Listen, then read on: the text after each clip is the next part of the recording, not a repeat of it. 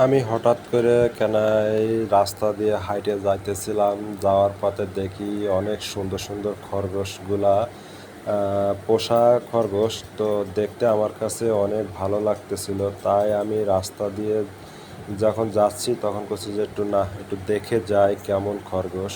তো প্রথমে খরগোশ মনে করছিলাম একটা, তারপরে মনে করছি যে তিনটা। পরে নিজে খানিক দাঁড়ায় থেকে এদের সাথে অনেক দুষ্টুমি করলাম, খাইতে দিচ্ছিলাম কিন্তু খাচ্ছে না। আবার যখন মাথায় হাত দিই তখন কেন হাতে মনে হচ্ছে যে কামড় দিতে যাবে, এমন সময় ভয় লাগতেছিল। তখন আমি আবার হাত উপর দিকে উঠে ফেলা, যদি হাতে কামড় দেয় তাহলে সেই ভয়তে আমি হাতটা সরাই ফেলতেছিলাম। তো আমার কাছে অনেক ভালো লাগতেছিল। তো আমি পরে কিছুক্ষণ পরে আবার তাকায় দেখি আরও একটা, পরে দেখলাম চারটা হলো।